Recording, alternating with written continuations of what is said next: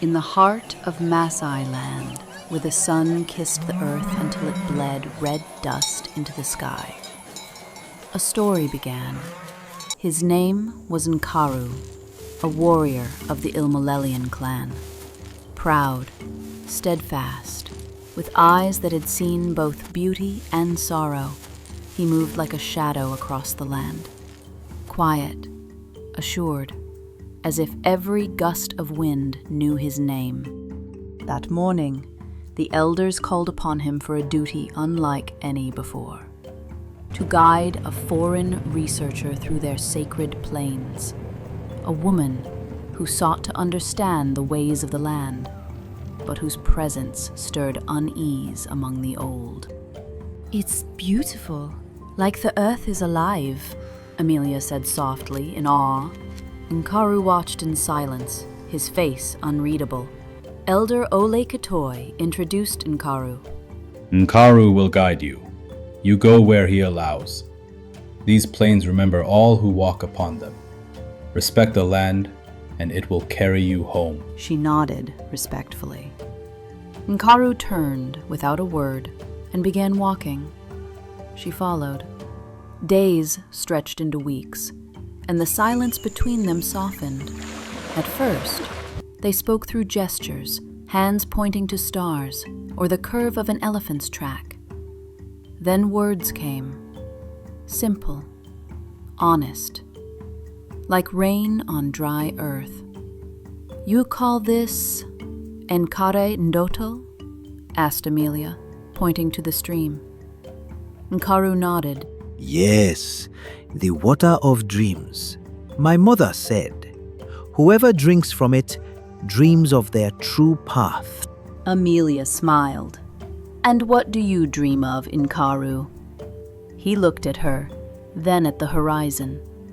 Dreams are for those who can leave. I stay. I guard.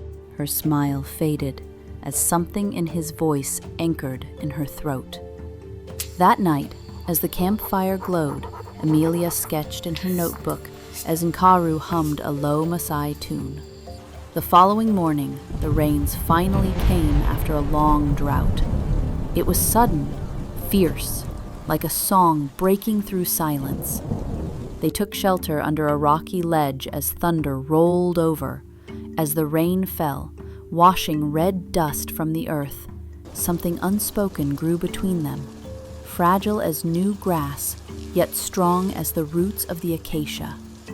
In the days that followed, the wind carried whispers of a love that was never meant to be, yet too wild to be denied. The red soil had begun to remember. To Nkaru and Amelia, each sunrise felt like the beginning of a world only they could see. Nkaru watched her smile as she photographed elephants wading through the red mud. Between the rhythm of his footsteps and the scribble of her pen, something wordless grew. A tether neither could name, yet neither could sever. Days later, at the research camp, Amelia unrolled maps and reports before the elders, while Nkaru stood nearby, unease in his eyes. "If we create a small protected zone here, around the elephant's corridor, they'll have safe passage to the foothills, and it will also help preserve your grazing lands," Amelia said passionately, while pointing at the maps. The elders exchanged grave looks. Ole Katoi stepped forward. "That land is sacred. It is where our ancestors rest. You want to fence our fathers in the dust?" Amelia realized her mistake too late. No, that's not what I meant. The fence would protect..." The elder cut her off sternly. "The fence divides. The land does not belong to you. You speak of protection, but in reality you want to return to take." The tension was building. Nkaru tried to speak, but the elder cut him off. "You have forgotten who you are, Nkaru. Our blood flows with this soil.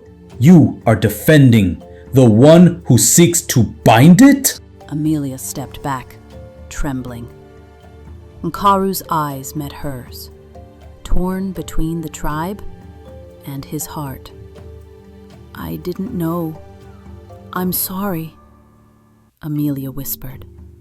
She reached for him, but he looked away, shame and conflict warring inside him. Later that night, Amelia sat alone in her tent, tears rolling down her cheeks. Outside, the wind howled like a mourning song. Nkaru stood beyond the firelight, watching her silhouette flicker. In his heart, war raged between duty and desire, loyalty and love.